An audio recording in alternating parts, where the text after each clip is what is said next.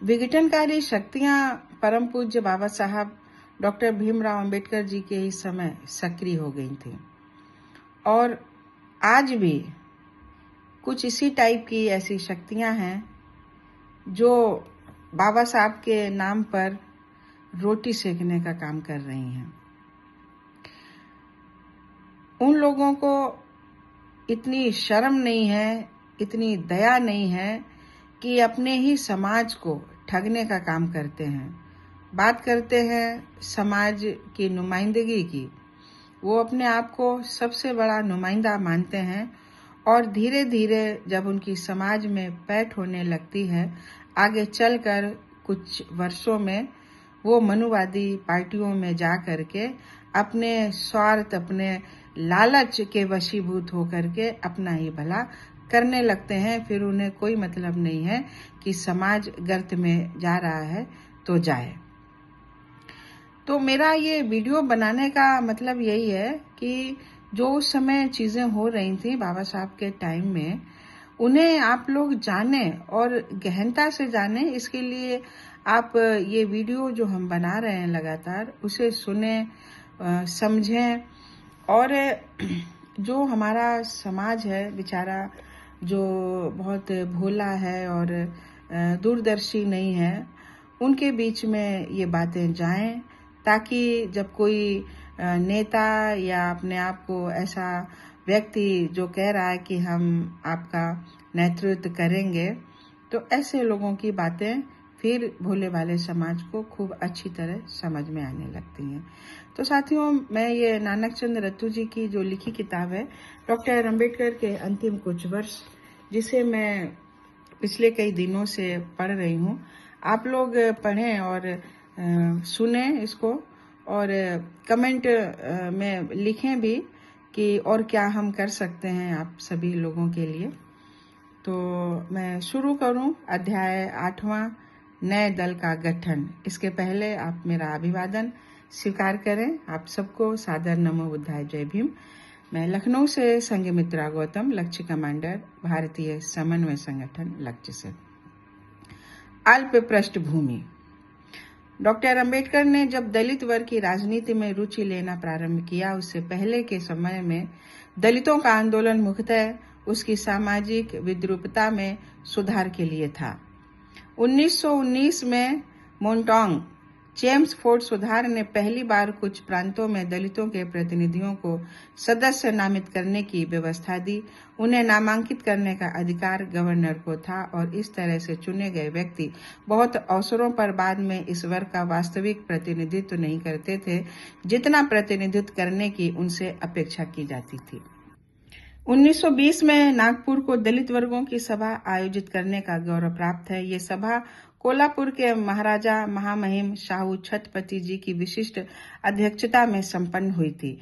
उस समय गैर ब्राह्मण आंदोलन चरम सीमा पर था, जबकि दलित आंदोलन शैशव काल में था।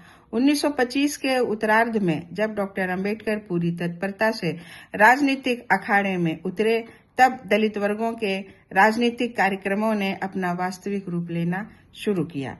1927 के बाद का वर्ष, जिसे महाड सत्याग्रह का वर्ष के रूप में अच्छी तरह जाना जाता है, का राजनीतिक आंदोलन शक्तिशाली व तीव्र हो गया। महाड तालाब के संदर्भ में दायर मुकदमे का सफल परिणाम दलित वर्गों की नागरिकता के अधिकार स्थापित करने की दिशा में प्रथम कदम था। डॉक्टर अंबेडकर के योग्य नेतृत्व में घटनाएं जल्दी जल्दी और सही दिशा में घटने लगीं। 1930 में नागपुर में डॉक्टर अंबेडकर की अध्यक्षता में अखिल भारतीय दलित वर्ग सम्मेलन का आयोजन किया गया। इस सम्मेलन में उन्हें सर्वसम्मति से दलित वर्ग का एकमात्र नेता घोषित किया गया।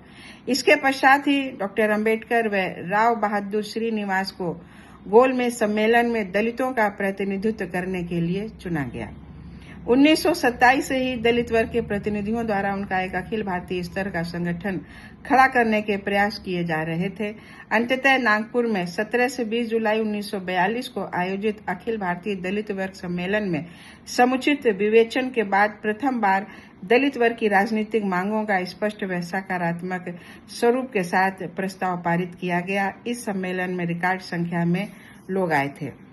पुरुषों की संख्या 75,000 व महिलाओं की संख्या 20,000 से कम न थी, जिनमें भारत के सभी प्रांतों के प्रतिनिधि शामिल थे। ये सम्मेलन सदा स्मरणीय रहेगा। सम्मेलन में हुए विवेचनाओं और पारित प्रस्तावों पर अपनी प्रसन्नता व्यक्त करते हुए डॉक्टर अंबेडकर ने इस बात पर बल दिया कि भारत के अछूतों का एक अखिल भारतीय स्तर का संगठन होना जरूरी है, जो उनका एकमात्र प्रवक्ता हो, इसकी प्रांतीय शाखाएं हों और वर्तमान सभी संगठनों का इसी में विलय हो जाए। उन्होंने कहा, इससे आपको शक्ति प्राप्त होगी जिसकी आपको आवश्यकता है और आपको इस ढंग से कार्य करने में सहायता मिलेगी जिससे आप एक संयुक्त मोर्चा बना सकेंगे। मेरी बहुत इच्छा है कि न केवल हर एक प्रांत में बल्कि हर एक कस्बे में हमारे संगठन का भवन हो, जहां कार्यालय हो और वह क्रियाकलापों का केंद्र बन सके। इस प्रकार सम्मेलन ने प्रस्ताव पारित किया कि अखिल भारतीय अनुसूचित जाति संघ का गठन दलितों के केंद्रीय राजनीतिक संगठन के रूप में हो और सभी क्षेत्रीय संगठन इस केंद्रीय संगठन में विलय हो जाएं और इसी के माध्यम से कार्य करें। इस तरह जुलाई 1942 में दलित वर्गों के एकमात्र स्वर अखिल भारतीय अनुसूचित जाति संघ का उदय हुआ, जिसके प्रथम अध्यक्ष राय बहादुर एन शिवराज जी बनाए गए। हिंदुओं और मुसलमानों के बराबर का स्थान पाने और अपनी घनिष्ठता, एकता, शक्ति प्रदर्शित करने के दृष्टिकोण से डॉक्टर अंबेडकर ने अनुसूचित जातियों व पिछड़ी जातियों का आह्वान किया कि वे संघ के झंडे तले एकजुट हो जाएं। संघ द्वारा संपादित कार्यों की रोशनी में देखा जाए तो इसमें कोई संदेह नहीं हो सकता कि इससे दलित वर्गों को एक नई दृष्टि मिली और अछूतों के आंदोलन को एक नई दिशा।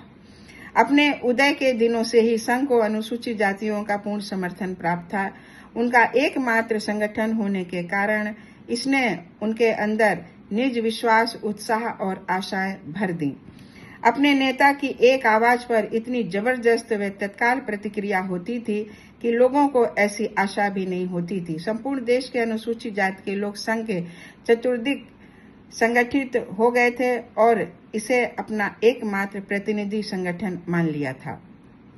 ये संगठन मुख्यतः पूरी तरह से समर्पित कार्यकर्ताओं के कारण फला फूला, जिन्होंने बनाने में अनवरत कठोर संघर्ष किया। संघ ने अपनी राजनीतिक मांगों को लेकर सफल संघर्ष किया, उन्हें सम्मान व गौरव दिलाया, उन्हें चैतन्य व जागरूक बनाया और उनके अंदर शासन की इच्छा जागृत कर दी, न कि उन लोगों द्वारा शोषित होने की जिन्होंने अकथ्य सदियों से उनका शोषण किया और दास बनाए रखा। Republican party of India RPI. बाद के जीवन में डॉक्टर अंबेडकर ने यह अनुभव किया कि बेशक अनुसूचित जाति संघ ने अनुसूचित जातियों में अपने हकों व विशेषाधिकारों के बारे में जागरूकता पैदा की, उनमें स्वाभिमान, एकता और शक्ति का संचार किया, पर साथ ही इसको अन्य वर्गों व उनके बीच दीवार भी खड़ी कर दी और पुराना तरीका व विचार भारत की जनता में बढ़ती हुई लोकतांत्रिक चेतना के समतुल्य नहीं है। इस कारण उन्होंने सबको साथ लेकर चलने का नया सिद्धांत घोषित किया। उन्होंने अनुभव किया कि आजादी के बाद संघ अपनी पहचान खो चुका है और एक विशाल आधार वाली पार्टी समय की तात्कालिक जरूरत है। अतः उन्होंने संघ को भंग कर एक दूसरी पार्टी आरपीआई बनाने का विचार सामने रखा, जिसकी राष्ट्रीय छवि हो, सभी वर्गों के लिए खुली हो, उन सभी लोगों के लिए जो इसके 3 दिशा निर्देशक सिद्धांतों स्वतंत्रता, समानता व भाईचारा को स्वीकार करते हों। कुछ समय पूर्व से ही उनका ध्यान इस ओर जा रहा था कि एक ऐसे दल का गठन हो, उसे विकसित व सुदृढ़ किया जाए जो विपक्षी दल के रूप में काम करे और संयुक्त राजनीतिक कार्यों का आधार बन सके। 25 नवंबर 1952 को मुंबई के शिवाजी पार्क में लगभग 2 लाख लोगों की विशाल सभा को संबोधित करते हुए उन्होंने इस बात पर जोर दिया कि भारत के नवजात गणतंत्र के निर्माण के लिए विपक्षी दल की अत्यंत आवश्यकता है, जो शासक दल पर अंकुश रख सके।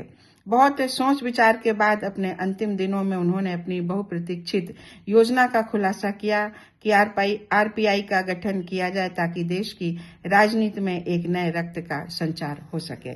आरपीआई का लक्ष्य सभी अनुसूचित जातियों, अनुसूचित जनजातियों, पिछड़ों व मुसलमानों को पार्टी के झंडे तले संगठित करना था ताकि शासक दल को एक प्रामाणिक चुनौती दी जा सके। उन्हें आशा थी कि पार्टी के गठन की घोषणा होते ही इसके समर्पित, सशक्त इरादों वाले और निष्ठावान कार्यकर्ताओं के कारण इसकी छवि बेहतर बनेगी। समय बीतने के साथ साथ अन्य अल्पसंख्यक दलों के नेता इसमें शामिल होंगे और आंदोलन सशक्त होगा। वे जनता के समर्थन के विषय में पूर्णतः आश्वस्त थे। इस तरह डॉक्टर अंबेडकर ने स्वयं को तैयार किया और आरपीआई के दर्शन, उसका उद्देश्य व लक्ष्य की जमीनी योजना तैयार की। नई पार्टी के निर्माण का मूल प्रारूप एक अपील के रूप में था, जिसका शीर्षक था भारत की जनता को आरपीआई को समर्थन देने के लिए खुला पत्र। विचारार्थ एक प्रस्ताव। इस व्याख्या के लिए बहुत स्थान चाहिए। इसमें जो कुछ था उसका सारांश इस प्रकार है। और अब मैं आगे वीडियो बनाऊंगी। आप सभी लोग वेट करें। तब तक विदा चाहूंगी। नमो बुद्धाय। जय भीम।